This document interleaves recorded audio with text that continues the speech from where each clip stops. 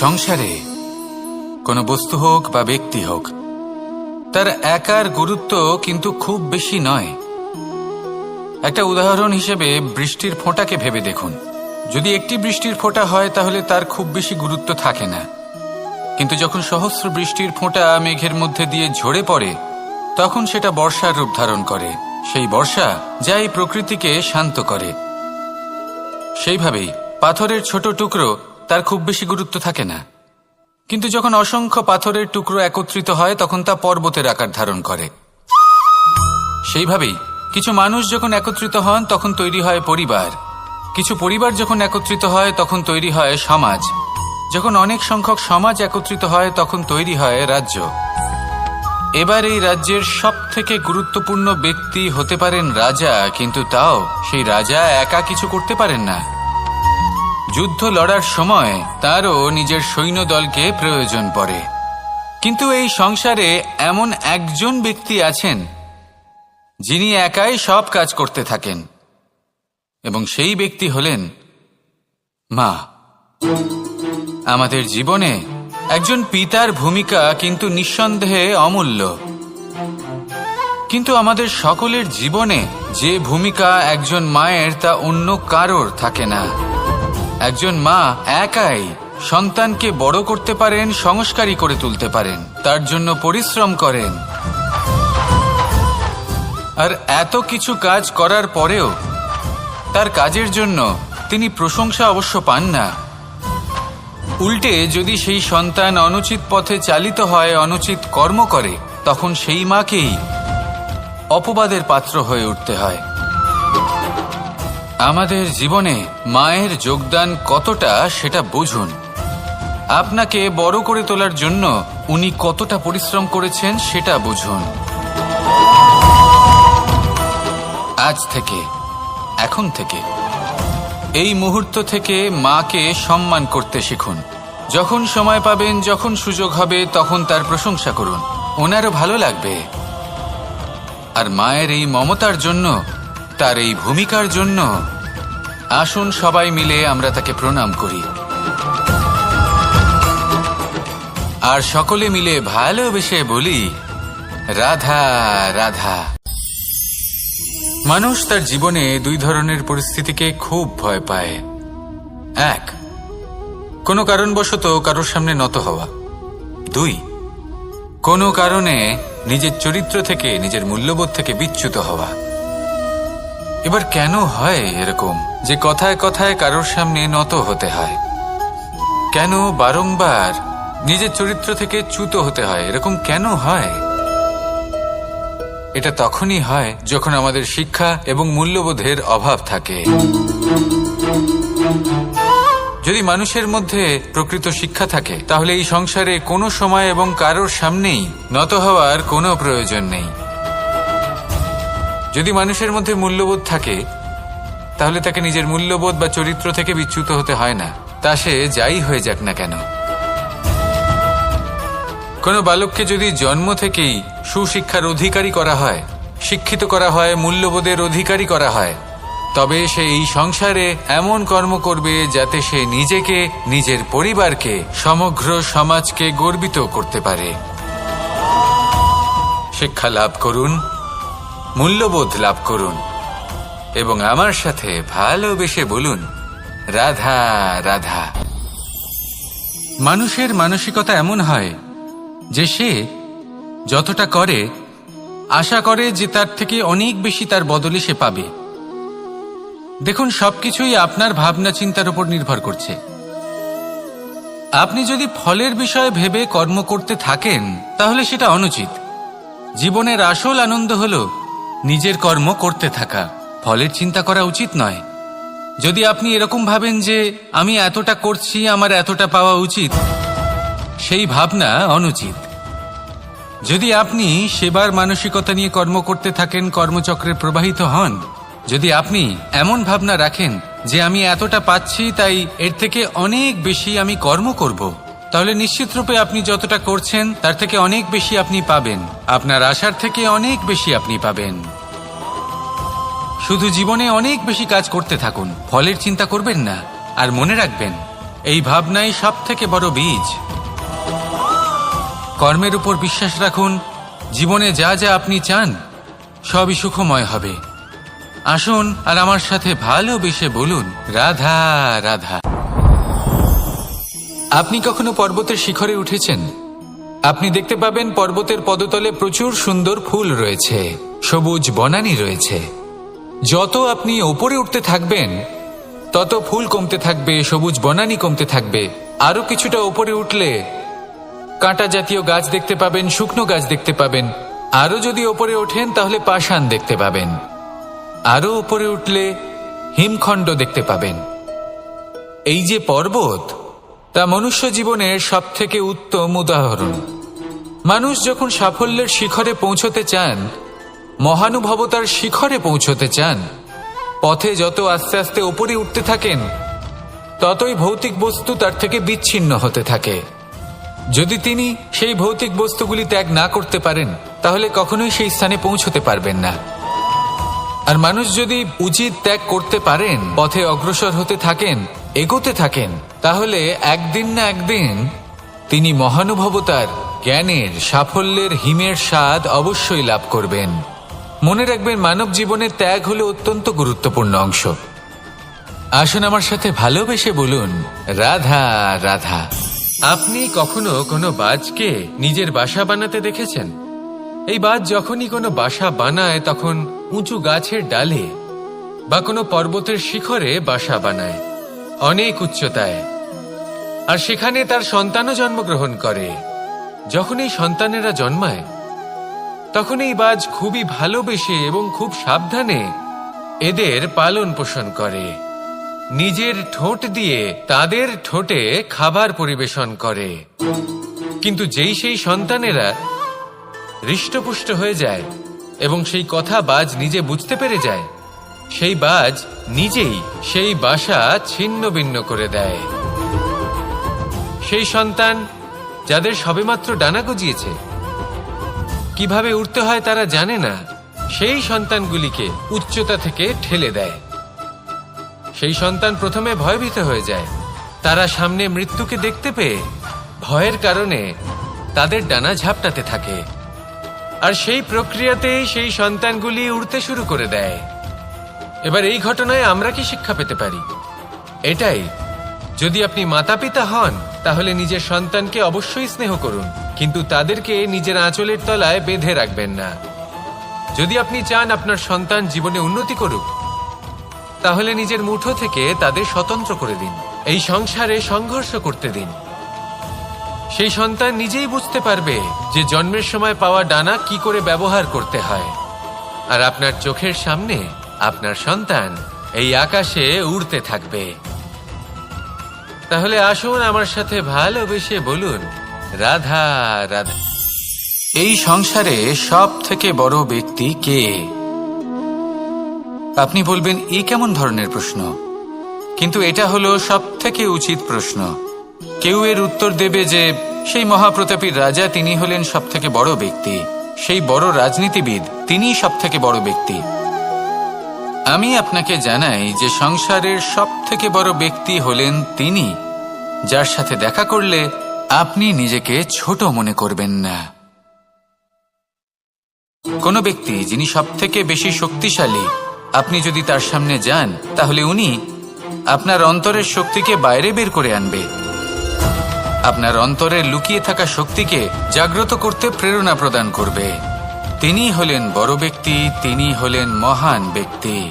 তিনি নন যিনি নিজের বল এবং ঐশ্বর্য দ্বারা আপনাকে তার সামনে ছোট প্রমাণ করবেন। এবং সেই জন্য মহাদেব আমার আরাধ্য হলেন আমার খুব প্রিয়। কারণ রাজা হোক বা ফকির, কেউ যদি ওনার সামনে যান তাহলে সে নিজেকে ছোট মনে করেন না। আপনিও যদি জীবনে অনেক বড় হতে চান তাহলে কাউকে কখনো নিজেকে ছোট মনে করতে দেবেন না। তার অন্তরে বড় হয়ে ওঠার প্রেরণা প্রদান করুন।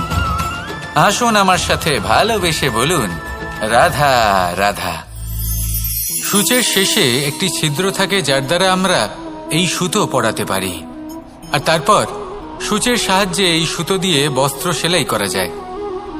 কিন্তু যদি সুতোটা সোজা করে ধরা না হয় তাহলে সূচে কখনো এই সুতো পরানোই সম্ভব নয়। যদি এতে কোনো গিঁট পড়ে তখন তা কখনোই এই ছিদ্র দ্বারা প্রবেশ করা সম্ভব নয়। ঠিক এইভাবেই যদি আপনি কারোর জীবনে প্রবেশ করতে চান, কারোর অন্তরে প্রবেশ করতে চান, তাহলে আপনাকেও সহজ থাকতে হবে। এতে কোনো গিঁট থাকলে চলবে না, অর্থাৎ মনে যাতে কোনো মালিন্য না থাকে, যেন কোনো কুচিন্তা না থাকে। যদি এসব থাকে তাহলে আপনি কখনো কারোর জীবনে প্রবেশ করতে পারবেন না। আর যদি কোনোভাবে আপনি প্রবেশ করেও যান তাহলে তার মনে ঘর করতে পারবেন না। নিজেকে এই সুতোর মতন করে তুলুন, সহজ। মনে যেন কোনো কুচিন্তা না থাকে, সবার প্রতি যেন সদ্ভাবনা থাকে, শুভ চিন্তা থাকে। এমনটা করতে থাকুন। এমন একটা দিন আসবে যেদিন এই সমস্ত সংসারের ব্যক্তির মনে আপনি বাস করবেন, আর তখন এই মন প্রসন্ন হয়ে বলবে, রাধা রাধা। কথায় আছে যে এমন কোনো অক্ষর নেই যার দ্বারা কোনো মন্ত্র হয় না, এমন কোনো বনস্পতি নেই যা নিজেই একটা ঔষধি নয়, পৃথিবীর এমন কোনো ব্যক্তি নেই যার মধ্যে কোনো যোগ্যতা থাকে না। শুধু প্রয়োজন হলো যে ব্যক্তিকে আমরা খুঁজে চলেছি তাকে সঠিকভাবে চিনে নেওয়া। যদি তার যোগ্যতা, তার বিশেষত্ব আমরা বুঝতেই না পারি তাহলে আর লাভ কি রইল? এই সংসারে এমন অনেক ব্যক্তি রয়েছেন যারা ছোট ছোট অসফলতার কারণে আপনাকে এটা বলে দেবে যে আপনি কোনো কাজের নন, আপনি হলেন মূর্খ, আপনি কিছুই করতে পারবেন না। এইসব কথায় কখনোই বিশ্বাস করবেন না, কারণ আপনি এবং প্রত্যেকটি জীব এই পরমাত্মা এবং এই প্রকৃতির সৃষ্টি, যা অত্যন্ত বিশেষ। যদি আপনাকে উদাহরণ দিই তাহলে একদিকে আছে তরোয়াল, একটা বড় লম্বা তরোয়াল যার দ্বারা যুদ্ধ করা যায়, জয়লাভ করা যায়। আর অন্যদিকে রয়েছে একটা ছোট্ট সূচ, কিন্তু যে কাজ একটা ছোট্ট সূচ করতে পারে তা একটা তরোয়াল দ্বারা সম্ভব নয়। এর অর্থ হলো এটাই যে প্রত্যেকটা রচনা অত্যন্ত অমূল্য এবং অত্যন্ত বিশেষ হয়। তাহলে বিশ্বাস রাখুন যে আপনি অত্যন্ত বিশেষ একজন, আর প্রেমের সাথে বলুন, রাধা রাধা। এটা হলো ধান গাছ। এর থেকে যে চাল উৎপন্ন হয় তা মানুষ গ্রহণ করেন। আর এটা কি? এ হলো জংলি ঘাস। একবার ভেবে দেখুন, যদি এই জংলি ঘাস ধান গাছের আশেপাশে থাকে তাহলে কি হবে? ধান উৎপন্ন হতে পারবে? তা উৎকৃষ্ট হতে পারবে? আমরা কি তা গ্রহণ করতে পারবো? কখনোই নয়। এই জংলি ঘাস ধানকে নষ্ট করে দেবে, কিন্তু নিজে জীবিত থাকবে। এটাই হলো আজকের শিক্ষা। এই সংসারে যদি আপনি নীতির পথে চলতে চান, উচিত কর্ম করতে চান, সংসারকে সেবা করতে চান, তাহলে জংলি ঘাসের মতো ব্যক্তিদের থেকে সবসময় দূরে থাকতে হবে। সেই ব্যক্তি যারা দুর্নীতি এবং মিথ্যা দ্বারা পরিপূর্ণ, যাদের ব্যবহার অশুভ, যাদের অনেক অশুভ গুণ রয়েছে, তারা সঠিক নয়। সেই সকল ব্যক্তি যাদের চরিত্র অত্যন্ত দুষ্ট হয়, তারা হয় শুভ চরিত্রের ব্যক্তিকে একদম নষ্ট করে দেয়, নয় নিজের মতো বানিয়ে তোলে। তাই যদি আপনি নীতির পথে চলতে চান, এই সংসারের জন্য শুভ কর্ম করতে চান, তাহলে সেই সঙ্গ লাভ করুন যে সঙ্গ জ্ঞানে পরিপূর্ণ, যাদের মধ্যে অনেক গুণ আছে, যাদের থেকে প্রতিদিন কিছু শিখতে পারবেন। এমন ব্যক্তির সাথে জীবন অতিবাহিত করুন। দুরাচারীদের থেকে দূরে থাকুন। তবেই এই মন প্রসন্ন হয়ে বলবে, রাধা রাধা। পঞ্চতত্ত্বের মধ্যে দ্বিতীয় তত্ত্ব হল ধরণী, ভূমি, যাকে আমরা ধরণী মাতা বলি। এই ধরণী ধৈর্য ধারণ করে, আর এর ওপরেই আমাদের সমগ্র সংসার নির্ভরশীল। কারণ এই ভূমি সহ্য ক্ষমতা রাখে। এর সহ্য ক্ষমতা হলো অপরিসীম। সন্তান যতই আঘাত প্রদান করুক না কেন, প্রেম পূর্বক সহ্য করে, আর তার বদলে অমূল্য রত্ন প্রদান করে। সন্তান যদি হাল চালায়, তাহলে তার বদলে তাকে অন্ন প্রদান করে। এটাই হলো ধরণী। এবার এর থেকে আমরা কি শিক্ষা পেতে পারি? এটাই যে কারোর জন্য কিছু করা বা কাউকে কিছু দেওয়া মনে কোনো কামনা ছাড়াই। আর এই কথাটা বুঝে যান, যদি কারোর জন্য কামনা না রেখে বা কোনো পাওয়ার আশা না রেখে কারোর জন্য কিছু করেন বা কারোকে কিছু দেন, যদি এটা আপনি শিখতে পারেন তবে আপনি ভালোবাসতে শিখে গেছেন। আর সেই জন্যই এই ধরিত্রীকে মাতা বলা হয়, কারণ মাতা শুধু উনি নন যিনি গর্ভে সন্তানকে ধারণ করেন, মাতা তো উনিও যিনি জীবন বাঁচতে শেখান, যিনি জীবন বাঁচার উদাহরণ প্রদান করেন। তাহলে ধরনীর থেকে এই নিঃস্বার্থ ভাব শিখুন, নিঃস্বার্থ ভালোবাসা শিখুন, আর এই ভালোবাসার সাথেই বলুন রাধা রাধা। এই সংসারে আমরা প্রকাশ কোথা থেকে পাই? এর উত্তর বড়ই সরল। ভোরে যখন সূর্যোদয় হয় তখন প্রকাশের কিরণ আমাদের ঘরে এসে পৌঁছয়। এইভাবেই আমরা প্রকাশ লাভ করি। এবার এই প্রকাশের আলোতেই আমরা সারাদিনের কাজ সম্পন্ন করি। সন্ধে হয়ে যায়, সূর্যাস্তও হয়ে যায়, আর আমাদের ঘর যাতে অন্ধকার না হয় তার জন্য আমরা একটা প্রদীপ প্রজ্বলিত করি। এটাই ঘটে আমাদের জীবনেও। এবার প্রবাহমান আয়ুর সাথে আমরা আমাদের অন্তরে যদি একটা প্রদীপ প্রজ্বলিত করে নিই তাহলে বিষয়টাই অন্যরকম হবে। এবার আপনি বলবেন কোন প্রকাশের কথা বলছি যা আমাদের অন্তরে জাগ্রত করা সম্ভব? আমাদের আত্মার মাঝে প্রেমের প্রকাশ জাগ্রত করার কথা বলছি।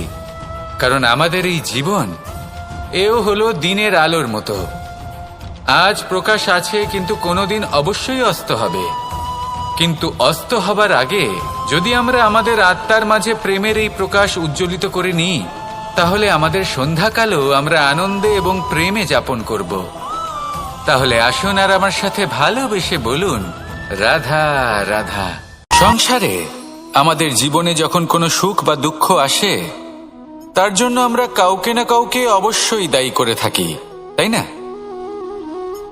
এই ব্যক্তি আমাদের সাথে এরকম কাজ করেছেন তাই আমার সাথে এমন হলো।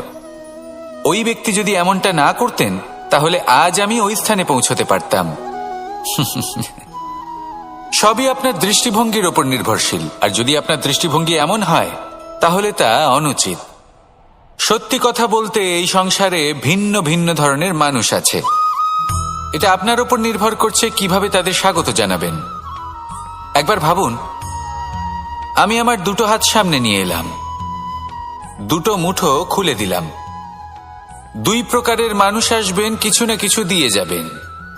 এই মুঠো যদি আমি বন্ধ করে দিই তাহলে না কেউ আমাকে কিছু দিতে পারবে, না আমার কিছু যাবে আসবে।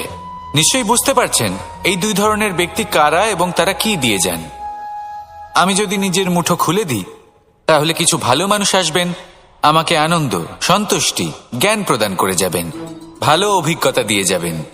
কোনো খারাপ ব্যক্তি যদি আসেন তাহলে তিনিও খারাপ অভিজ্ঞতা দেবেন, যার থেকে আমি শিক্ষা লাভ করব। এই সব কিছু আমি লাভ করতে পারি। মুঠো যদি বন্ধ করে রাখি তাহলে আমি কিছুই পাবো না। দেখুন, এই সংসারে প্রত্যেকের জীবনে এইরকম। প্রত্যেকের জীবনে সবকিছুই আছে, ভালো খারাপ দুই মানুষই আছে। ভালো অভিজ্ঞতা আছে, খারাপ অভিজ্ঞতা আছে। নির্ভর করছে আপনার উপর যে আপনি কি করবেন, এনাদের স্বাগত কিভাবে জানাবেন, কার থেকে কি বুঝবেন, কি শিখতে পারবেন, আর কোন দৃষ্টিভঙ্গি নিয়ে অগ্রসর হবেন। এটাই নির্ধারণ করবে যে আপনার জীবন কেমন হবে। আসুন আমার সাথে ভালোবেসে বলুন রাধা রাধা। জীবনে যখন কোনো ব্যক্তি নিজের লক্ষ্য প্রাপ্তির জন্য নিরন্তর পরিশ্রম করতে থাকেন, চেষ্টা করতে থাকেন, তখন তিনি কষ্ট অনুভব করেন। কখনো শারীরিক কষ্ট, কখনো মানসিক কষ্ট। এবার উনি এটা ভাবতে থাকেন যে আমি কি উচিত করছি নাকি অনুচিত করছি। কারণ অন্যদিকে এমন একজন ব্যক্তিও আছেন যিনি একদমই পরিশ্রম, চেষ্টা করছেন না। তিনি মদিরা পান করেন, বিলাসিতায় জীবন কাটান, অলস প্রকৃতির হয়ে ওঠেন, নিদ্রাতে বিলীন হয়ে থাকেন আর ভাবেন যে তিনি সুখ লাভ করছেন। কিন্তু এরকম কেন হয়? কারণ যখন আমরা সৎ পথে থাকি, উচিত পথে চলি, লক্ষ্য প্রাপ্ত করার জন্য চেষ্টা করতে থাকি, তখন আমাদের ভেতরে থাকা নেতিবাচক শক্তি এবং পাপ এই দেহকে ত্যাগ করে দেয়। আর এই অনুভূতিটাই আমাদের দুঃখের অনুভূতি দেয়, কষ্ট দেয়। এবার সেখানে যদি আমরা কুপথে চলি, অনুচিত পথে চলতে থাকি, তাহলে আমাদের ভেতরে থাকা পুণ্য এবং ধনাত্মক শক্তি আমাদের দেহ ত্যাগ করে দেয়। আর এই অনুভূতির কারণেই আমরা সুখ অনুভব করি। কিন্তু কখনো ভাববেন যে এই সুখ বেশি সময় পর্যন্ত থাকে না। সেই জন্য সবসময় মনে রাখবেন, যদি আপনি জানেন যে এটাই আপনার লক্ষ্য, এটাই উচিত পথ, শুভ পথ, তাতে নিরন্তরভাবে এগিয়ে যেতে চেষ্টা করতে থাকুন। এই কষ্ট আপনাকে সুখের পরাকাষ্ঠায় কখন পৌঁছে দেবে তা আপনি জানতেই পারবেন না। আসুন আমার সাথে ভালোবেসে বলুন, রাধা রাধা। প্রত্যেক মানুষ নিজের জীবনে হীরক তথা হীরে এবং দর্পণ এই দুই দেখেছেন। এই দুই হলো সাদা এবং এরা দুজনেই আলোর প্রতিফলন ঘটায় এবং এরা দুজনেই উজ্জ্বল হয়ে ওঠে। আপনি হয়তো মনে মনে ভাবছেন যে এটা কি ধরনের তুলনা করছি। একটা হীরে তো রত্ন, তার মূল্য দর্পণের থেকে অনেক গুণ বেশি। কিন্তু হীরে থাকাতে দর্পণের মূল্য কিন্তু কোনো অংশে কমে যায় না, তাই না? মানুষ যখন হীরে নিজের হাতে নেয় তখন সবার আগে কি খোঁজে? দর্পণ, যাতে তার মধ্যে দিয়ে দেখে সে বুঝতে পারে যে সেই হীরে আদৌ তার শোভাবর্ধন করছে কিনা, তাকে ভালো দেখাচ্ছে কিনা, প্রসাধনের জন্য সেটা ব্যবহার করা ঠিক হবে কিনা। অর্থাৎ হীরের উপস্থিতিতে দর্পণের গুরুত্ব কম হলো না, দর্পণের কারণে হীরের মূল্য বোঝা গেল। আমাদের জীবনেও ঠিক এরকমই ঘটে। আপনারা যদি সংসারে নিজের আশেপাশে দেখেন, এমন অনেক মানুষ দেখতে পাবেন যারা নিজেদের ক্ষেত্রে মহান স্থানে পৌঁছেছেন, নিবে মনে করবেন না। আসুন আর আমার সাথে ভালোবেসে বলুন, রাধা রাধা। মানুষ জন্মগ্রহণ করে, তার সাথে ভয়েরও জন্ম হয়। ছোটবেলা থেকেই আমাদের মনে কোনো না কোনো প্রকারের ভয় থেকেই যায়। কেউ এই বিষয়ে ভয় পায় যে তার কোনো বস্তু তার থেকে দূরে চলে যাবে। কেউ এই বিষয়ে ভয় পায় যে আমি নিজেকে হারিয়ে ফেলব। কেউ এই ভেবে ভয় পায় যে আমার প্রিয়জনেরা তারা যেন আমার থেকে দূরে না চলে যায়। কেউ এই ভেবে ভয় পায় যে আমরা যেন পথ না হারিয়ে ফেলি, আদি ইত্যাদি। কিন্তু সত্যি কথা বলতে ভেবে দেখুন, এই ভয় বাস্তবে কি? শুধুই একটা মনস্থিতি, আর কিছুই নয়। যা কিছু আপনি জীবনে পেয়েছেন তা একদিন আপনাকে হারাতে হবে। এই জীবন হলো আপনারই, কিন্তু তাও একদিন সমাপ্ত হবে। তাই ভয় পেয়ে কি লাভ? এই ভয় শুধু আপনাকে জীবন যাপন করা থেকে বাধা দিচ্ছে, আর কিচ্ছু নয়। পথ হারিয়ে ফেললেই বুঝতে পারবেন যে নতুন পথ কিভাবে বানাতে হয়। কিছু মানুষকে জীবন থেকে হারালে তবেই আপনি বুঝবেন যে আপনার আপনজনকে। এই ভয়ের কারণে ভীত হয়ে থাকবেন না। এই তারা নক্ষত্র অন্ধকারের অভাবে গুরুত্ব হারায়। শিবকেও মহাদেব হওয়ার জন্য বিষপান করতে হয়েছিল। প্রত্যেক পরিস্থিতি, প্রত্যেক সাফল্য আপনার পরীক্ষা নেবে, তাতে উত্তীর্ণ হওয়া হলো আপনার কর্ম। যখনই আপনি ভয় পাবেন বা সংকটের সম্মুখীন হবেন, তখন সাহসের সাথে তার সম্মুখীন হন। মনে রাখবেন, যে সম্মুখীন হতে জানে সাফল্য তার সাথে সবসময় থাকে।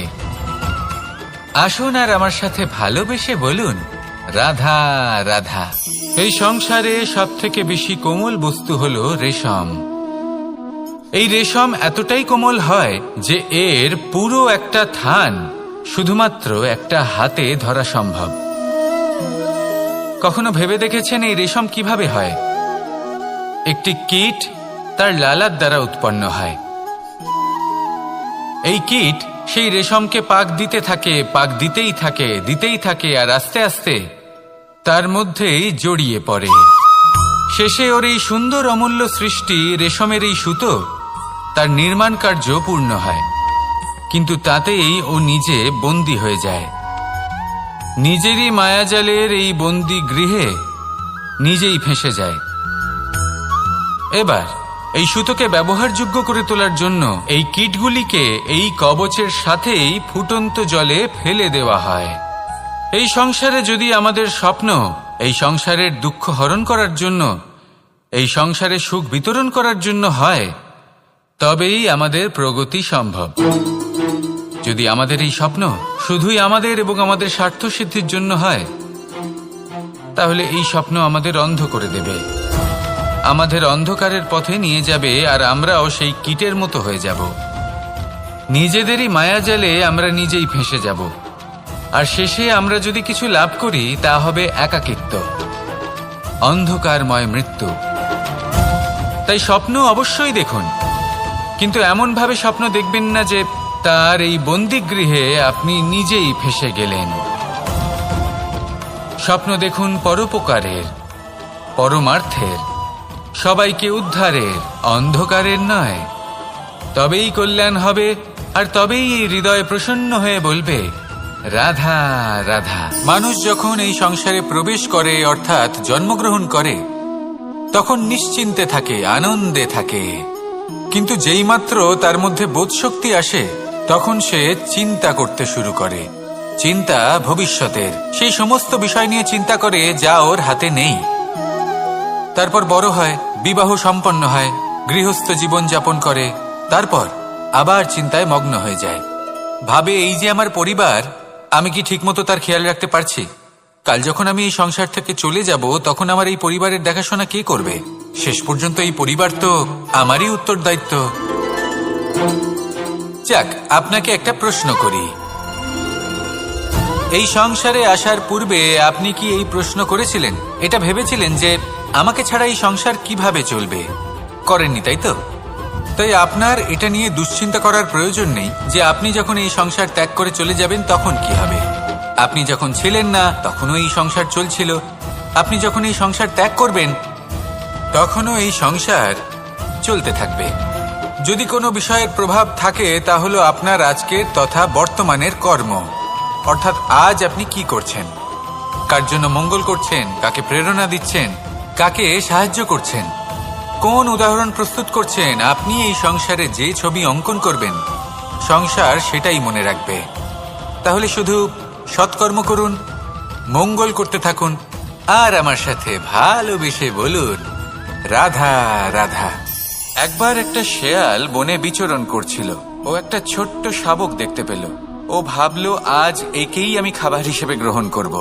আশেপাশে দেখলো কেউ দেখছে না, তো কেউ ছিল না, আর সেই শাবকের ওপর আক্রমণ করল, যা হলো একটা ঘোর অপরাধ। বনের নিয়ম অনুসারে আপনি কখনোই শাবকের ওপর আক্রমণ করতে পারেন না। তারপর এই খবরটা যখন রাজা সিংহ জানতে পারলেন, সভার আয়োজন করলেন। কিন্তু সেখানে শেয়াল বলল, আমি তো এরকম কিছু করিনি।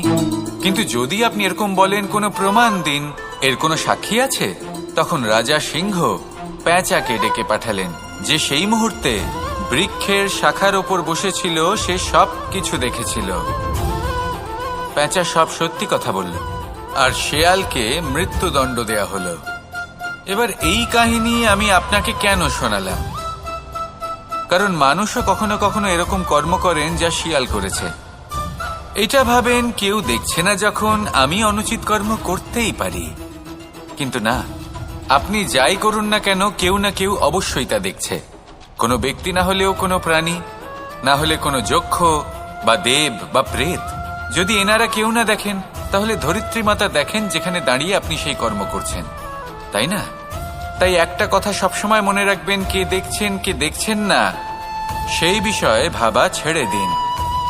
এটা খুব সহজ কথা। আপনি যদি উচিত কর্ম করেন, উচিত ফল পাবেন। যদি অনুচিত কর্ম করেন, তাহলে আপনি অনুচিত ফল অবশ্যই পাবেন। সেই জন্য উচিত পথে চলতে থাকুন, উচিত কর্ম করতে থাকুন, আর আমার সাথে ভালোবেসে বলুন রাধা রাধা। সুখ, দুঃখ এবং শক্তি, এই তিন হলো এই সংসারের ত্রিদেবের মতো। আমাদের জীবনে যা কিছু ঘটছে, এই তিনটির ভিত্তির উপরেই হচ্ছে। আসলে এই সংসারের একটা নিয়ম আছে। যখনই আপনি কিছু লাভ করেন, এই সংসার আপনার পরীক্ষা নেয়। এটা জানার জন্য আপনার পরীক্ষা নেয় যে আপনি যা কিছুই লাভ করেছেন, আপনি কি আদৌ সেটার যোগ্য কিনা।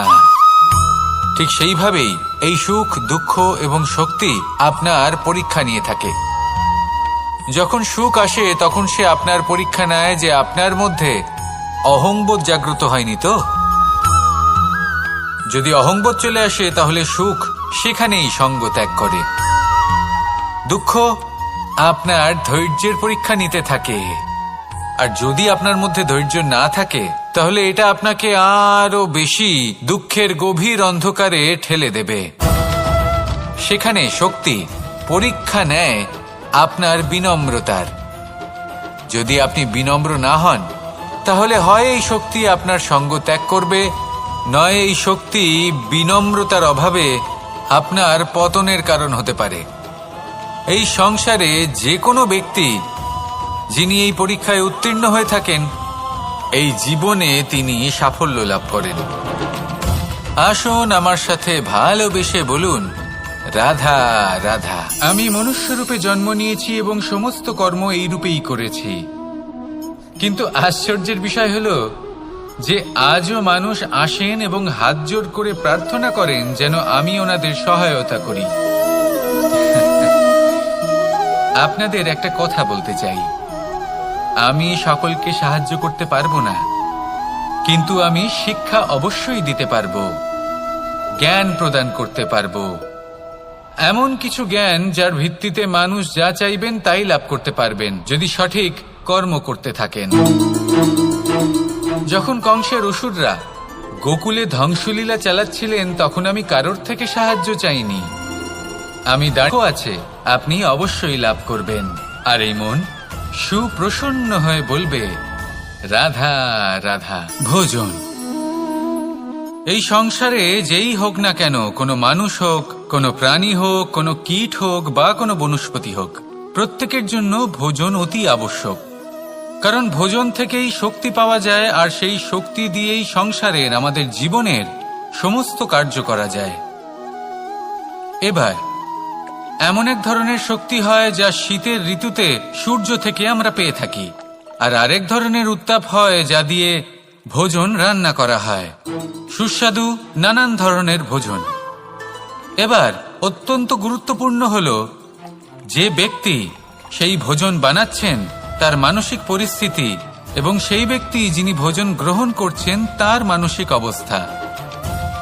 যখনই আপনি ভোজন বানাচ্ছেন তখন ভালোবাসার সাথে কাজটা করুন, ধন্যাত্মক ভাব নিয়ে, সৎ ভাবনার সাথে, কারণ আপনার এই মানসিক স্থিতি শক্তির আকারে সেই খাদ্যের সাথে মিলেমিশে যায়। আর যখনই আপনি ভোজন গ্রহণ করছেন তখন সদ্ভাবনার সাথে, প্রসন্নতার সাথে গ্রহণ করুন, ধন্যাত্মক ভাব নিয়ে। যদি আপনি প্রসন্নতার সাথে রান্না করেন, প্রসন্নতার সাথে খাদ্য গ্রহণ করেন, তাহলে আপনি প্রসন্নই থাকবেন, আর মন সুপ্রসন্ন হয়েই বলবে, রাধা রাধা। দীপাবলি আমাদের সবথেকে বড় উৎসব। শ্রীরাম রাবণকে পরাস্ত করে 14 বছরের বনবাস কাটিয়ে আবার অযোধ্যায় ফিরে এলেন অমাবস্যার রাত্রে। অযোধ্যায় সবাই খুব প্রসন্ন ছিলেন, খুবই উৎসাহিত ছিলেন। অযোধ্যায় সহস্র প্রদীপ প্রজ্বলিত করা হয়েছিল এই উৎসবে। একে আমরা দীপাবলি বলে থাকি। এবার এই বিষয়ে আমরা সকলে জানি। আপনি কি এটা জানেন যে শ্রীরাম বাস্তবে অমাবস্যার এক রাত আগেই অযোধ্যায় পৌঁছে গেছিলেন? সবার সামনে অমাবস্যার রাতে এসেছিলেন। এর কারণ কি? শ্রীরাম প্রমাণ করতে চেয়েছিলেন যে যে কোনো সময়, দিন হোক বা রাত, শুভ বা অশুভ হয় না। শুভ অশুভ কিছু থাকলে তা হলো মানুষের চিন্তা, তার ভাবনা, তার নির্বাচন আর তার কর্ম। নিজেই দেখে নিন। শ্রীরাম তাহলে নিজের পরিবারের সাথে দীপাবলি পালন করুন, আপনাদের শুভেচ্ছা জানাই। আসুন আর আমার সাথে ভালোবেসে বলুন, রাধা রাধা। এই শুকনো পাতাটিকে দেখুন, নিষ্প্রাণ হয়ে পড়েছে। কোনো একটা সময় এই পাতাটি একটা গাছের ডালে ছিল। সেই গাছ ওর লালন পালন করত। যখন যখন বাতাস বইত, এই পাতায় কম্পন দেখা দিত, মনকে প্রফুল্ল করে তুলত। কোনো একদিন এই পাতা গাছের ডাল থেকে ঝরে পড়ে গেল। নিঃসন্দেহে ও নিজের স্বাধীনতা পেল, কিন্তু আস্তে আস্তে শুকিয়ে গেল, নিষ্প্রাণ হয়ে গেল। দেখুন, আমি এই কথা বলছি না যে স্বাধীনতা অনুচিত, কখনোই না। কিন্তু যে কোনো পরিস্থিতিতে স্বাধীন হতে চাওয়া এটা নিশ্চিতরূপে অনুচিত। আমরা যদি আমাদের জীবনে পরিবারের গুরুত্ব ভেবে দেখি, তাহলে এই পরিবারে যতই মতভেদ থাকুক না কেন, যতই মনোমালিন্য থাকুক না কেন, যতই বিবাদ থাকুক না কেন, এই সব মিটিয়ে নেওয়া অত্যন্ত প্রয়োজনীয়। সেই সবকিছু সমাপ্ত করা অত্যন্ত প্রয়োজনীয়। কখনো এই পরিবারকে ভাঙতে দেবেন না, কখনো এই পরিবার থেকে দূরে চলে যাবেন না। এই পরিবার হলো আমাদের জীবনের একটা অমূল্য সম্পদ, অমূল্য এক আশ্রয়, যা এই সংসারে হয়তো কোথাও আপনি পাবেন না। তাই একে আগলে রাখুন। ভেবে নিন আপনি পাতা আর আপনার পরিবার। এটা হলো একটা বিশাল আকার বট গাছের এবং একটি নিম গাছের গল্প। এই নিম গাছটা সেই বট গাছের কাছেই অবস্থিত ছিল। একদিন কয়েকজন কাঠুরে বনে প্রবেশ করলেন। তাদের দেখে এই নিম গাছ খুব ভয়ভীত হয়ে পড়ল। ও সেই বট গাছের কাছে সাহায্য চাইল।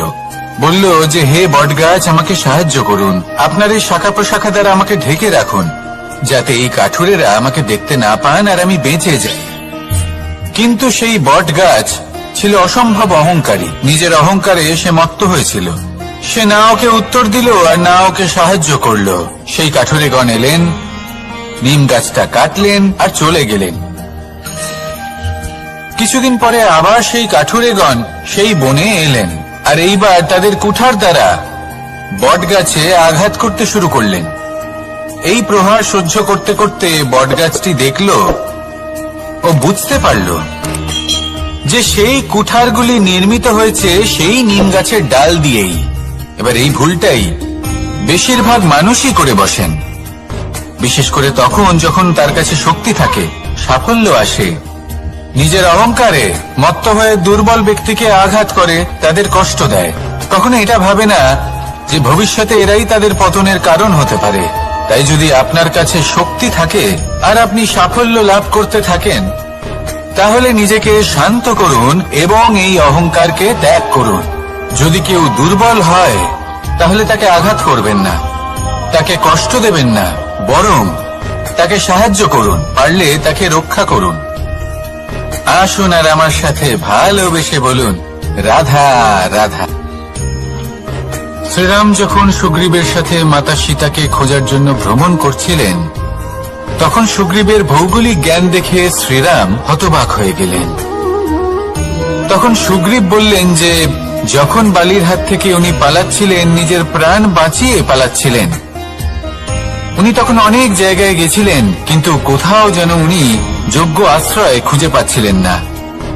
বালি সুগ্রীবের প্রাণ হরণ করতে চাইছিল, ওকে শেষ করে দিতে চাইছিল, আর সুগ্রীব শুধু নিজের প্রাণ বাঁচিয়ে পালাতে চাইছিল। এক স্থান থেকে অন্য স্থানে, সেই স্থান থেকে আবার আরেক স্থানে। এই বিপদের সম্মুখীন হতে গিয়ে সুগ্রীবের ভৌগোলিক জ্ঞান বৃদ্ধি পেল। এর অর্থ বুঝলেন আপনি? যে জীবনে যখন সমস্যা আসে, জটিলতা আসে, সেটা দেখে আমরা ত্রস্ত হয়ে পড়ি, দুঃখী হয়ে পড়ি যে এমনটা আমার সাথে কেনই বা হচ্ছে। কিন্তু দুঃখী হওয়ার কোনো প্রয়োজন নেই, কারণ এই সমস্যা আমাদের কিছু শিক্ষা দেওয়ার জন্যই আসে। সেই শিক্ষা লাভ করা খুবই প্রয়োজনীয়। সেই শিক্ষার দিকে নিজের মনোনিবেশ করুন, সেই শিক্ষা আত্মস্থ করুন, জীবনে অগ্রসর হন আর আমার সাথে ভালোবেসে বলুন, রাধা রাধা। আমাদের জীবনে সবসময় এটাই শেখানো হয় যে কখনো কারো নিন্দা করবে না। কিন্তু আজকের দিনে সত্য হলো এটাই যে প্রত্যেক ব্যক্তি কোনো না কোনো সময় কোনো না কোনো মানুষের নিন্দা করেই থাকেন। এবার আপনি কারোর নিন্দা করলে সবসময় এর অর্থ এটা নয় যে আপনার মন মলিন। কখনো কখনো এমন কিছু পরিস্থিতির জন্ম হয়, কিছু ব্যক্তি আমাদের এমন দুঃখ দেন যে সেই দুঃখের বশে আমরা নিন্দা করতে শুরু করি। এবার নিন্দার বিষয়ে এমন এক সত্য আছে যেটা জানা প্রয়োজনীয়, যেটা আমি আপনাকে একটা উদাহরণ দিয়ে বোঝাবো। আপনি কখনো একটা চিত্র অঙ্কন করতে চেষ্টা করবেন, যতক্ষণ না সেই রং আমাদের হাতে লেগে যাচ্ছে ততক্ষণ আমাদের সেই চিত্র পূর্ণই হয় না। এবার এটাই হয় নিন্দার ক্ষেত্রেও। কেউ আপনাকে যতই দুঃখ দিক না কেন, যদি আপনি কারোর নিন্দা করেন, তাহলে কোথাও না কোথাও সেই নেতিবাচক শক্তি অবশ্যই আপনার মধ্যে প্রবেশ করবে। তাহলে সেক্ষেত্রে কি করা যায়? কিভাবে অন্যের নিন্দা করা থেকে নিজেকে বিরত রাখা সম্ভব?